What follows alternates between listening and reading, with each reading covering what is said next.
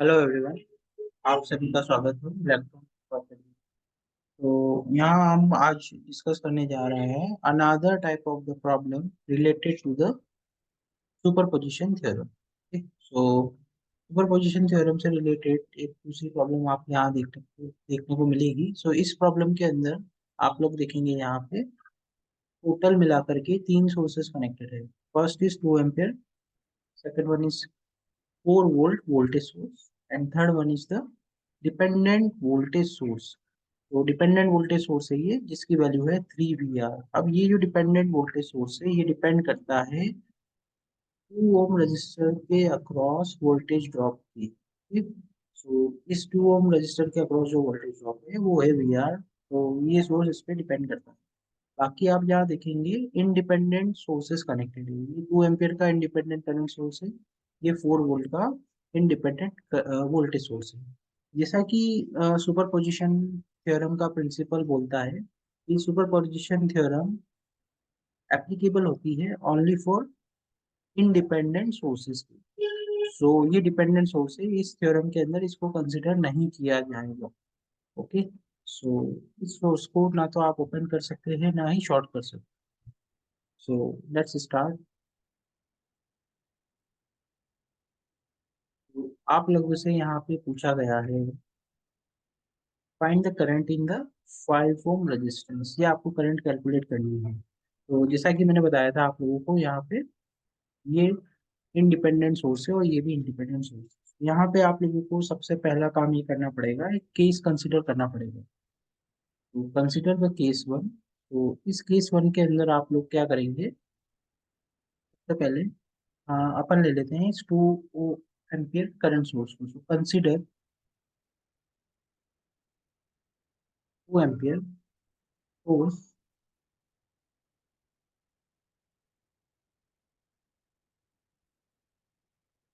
And independent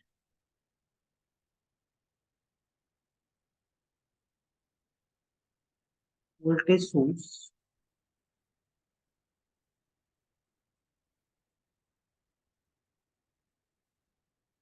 is reduced to zero।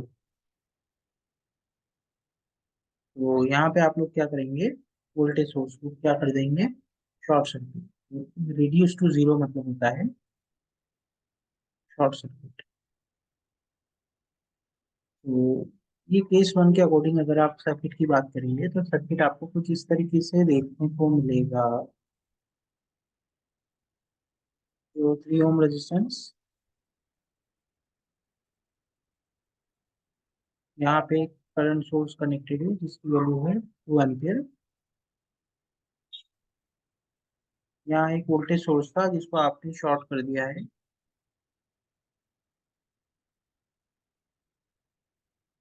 This is your 2 ओम। यहाँ आपका VR है।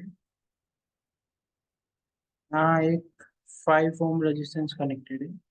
इसके अंदर आपको वैल्यू कैलकुलेट करनी है I-5 की। नेक्स्ट, यहाँ एक डिपेंडेंट सोर्स है, वैल्यू है 3 ऑफ VR। सो सबसे पहले काम आप लोगों को सर्किट को सॉल्व करने के लिए करना होगा, आप लोगों को यहाँ पे मैश करंट एज्यूम करनी होगी। So let's assume the mesh current in this direction.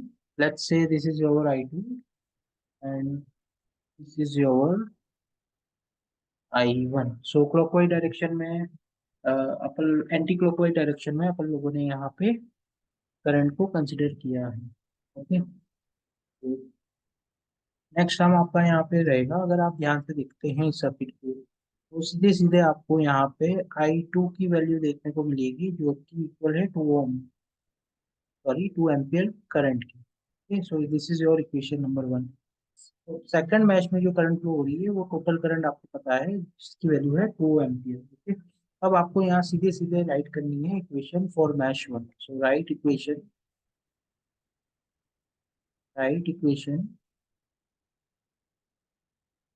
For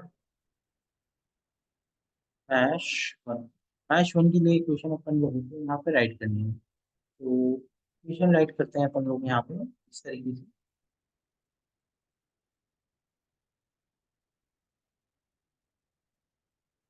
तो 3 of VR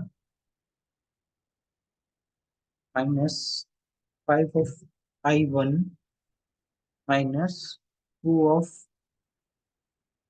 I1 minus I2 equal to 0। तो इस इक्वेशन को आप सॉल्व करेंगे फर्दर तो आप देखेंगे ये इक्वेशन हो जाएगी 3 of VR equal to 7 of I1 minus 2 of I2। ठीक, तो यहाँ तक आप लोगों ने इक्वेशन को लेकर के आ गए हैं। तो इक्वेशन सिंप्लीफाइड हो करके कुछ इस तरीके से आपको देखने को मिलेगी। ठीक, सो इस इक्वेशन को मैं कह रहा हूँ नंबर 2। ठीक, अब आप यहाँ चेक करेंगे जो वी आर है, वी आर की वैल्यू हो जाती है इक्वल टू, तो V R is equal to, आप यहाँ देखेंगे तो 2 ओम रेजिस्टेंस के अक्रॉस दो करंट फ्लो हो रही है। I2 इस डायरेक्शन में फ्लो हो रही है और I1 इस डायरेक्शन में फ्लो हो रही है। ठीक, so we can write as I1 minus I2 multiplied by. तो अब आपका नेक्स्ट काम क्या होगा, यहाँ पर आप लोगों को नई इक्वेशन देखने को मिलेगी। यह है V R equal to I1 minus I2 into two. तो यहाँ से आप लोगों को वी आर की वैल्यू पुट करनी है इक्वेशन नंबर 2 में। ठीक, तो इक्वेशन नंबर 2 में put V R in equation second. Equation number 2 में अगर आप वी आर की वैल्यू रखेंगे तो आपको नई इक्वेशन देखने को मिलेगी जो कि हो जाएगी 3 into I1 minus I2 into two equal to 7 of I1 minus 2 I2। तो इसको आप अगर फर्दर सॉल्व करेंगे तो नई इक्वेशन बन जाएगी I1 equal to negative of I2। तो अब आपको पता है आई टू की वैल्यू 2 एम्पियर है। तो हियर फ्रॉम इक्वेशन 1, तो आप I2 पुट करेंगे तो I1 आप लोगों का हो जाएगा equal to negative of 8 ampere. ठीक, आप लोगों ने क्या कैलकुलेट कर लिया है, I1 की वैल्यू कैलकुलेट कर ली है। तो I1 की वैल्यू आपने जो मैश नंबर 1 में अज्यूम की थी जिसकी डायरेक्शन क्या है आप चेक कर सकते हैं, एंटी क्लॉकवाइज डायरेक्शन में। ओके, सो अब आप लोगों को वैल्यू कैलकुलेट करनी है यहाँ पे I5 डैश की। तो I5 डैश की डायरेक्शन आपने चेक करिए ये क्लॉकवाइज डायरेक्शन में है, तो इसलिए I1 की वैल्यू जो हो जाएगी वो इक्वल टू हो जाएगी I15 की वैल्यू की नेगेटिव वैल्यू की। ठीक, तो I5 डैश कितना हो जाएगा आप लोगों का यहाँ पे 8 एम्पियर। ठीक, तो by considering the 2 ampere current source, we have calculated the current flowing through the 5 ohm resistor, which is 8 ampere. Okay. So first step आपने फर्स्ट केस कंप्लीट कर लिया है। अब आप लोगों के सामने आता है केस नंबर 2। ओके, तो केस नंबर 2 आप लोगों को क्या लेना है यहाँ पे, केस सेकंड। सेकंड केस आप लोग देखेंगे, आप लोगों को यहाँ पे क्या करना होगा, consider only voltage source and open circuit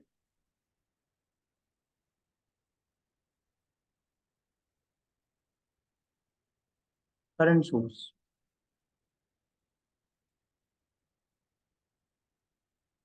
तो करंट सोर्स को आपको करना है ओपन सर्किट और कंसीडर करना है वोल्टेज सोर्स। तो नया सर्किट आपको इस तरीके से देखने को मिलेगा यहाँ पे। ये आप लोगों का वोल्टेज सोर्स जिसको आपने कंसीडर किया है 4 वोल्ट इसकी वैल्यू है। यहाँ एक रेजिस्टेंस कनेक्टेड है जिसकी वैल्यू है 2 ओम।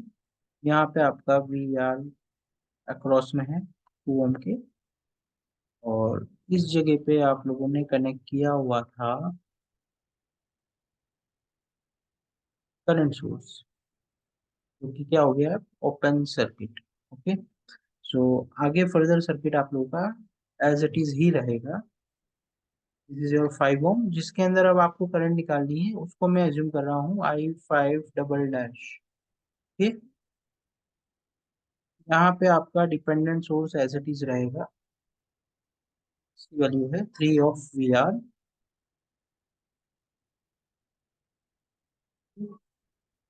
तो अब आप लोगों को यहाँ पे 5 ओम रजिस्टर के अंदर जो करंट कैलकुलेट करनी है, ठीक, because of this 4 volt source.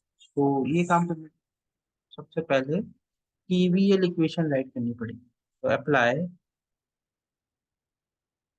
KVL in closed circuit. इस क्लोज सर्किट के अंदर आप लोगों को KVL इक्वेशन अप्लाई करनी पड़ेगी। तो after applying the KVL in close circuit, आप लोगों के पास ये इक्वेशन बनेगी, 4 - 5 of I5 double dash -3 of VR plus VR = 0। तो आप देख सकते हैं अपन इस डायरेक्शन में मूव हो रहे हैं, तो इस डायरेक्शन में जाएंगे अपन, तो आपको मिलेगा 4 - 5 of I5 double dash -3 VR plus VR। सो इस इक्वेशन को थोड़ा मॉडिफाई करते हैं अब अपन यहाँ पे। तो ये इक्वेशन हो जाएगी 4 - 5 of I5 double dash is equals to 2 of VR। तो जैसा कि आप लोग देख सकते हैं यहाँ पे वी आर जो वोल्टेज ड्रॉप है 2 ओम के रेजिस्टेंस के अक्रॉस, इसको आप इस तरीके से लिख सकते हैं, इसको यहाँ पे जो VR की जो वैल्यू हो जाएगी वो इक्वल टू हो जाएगी -2 I5 डबल डैश की from the circuit.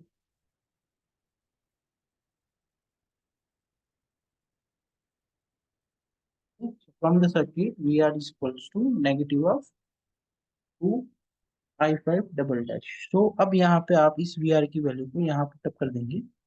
So after putting the value of VR in this equation, we will get 4 - 5 of I5 double dash is equal to 2 multiplied by -2 I5 double dash. तो इसको आप solve करेंगे तो I5 double dash की value आपको देखने को मिलेगी 4 एम्पियर।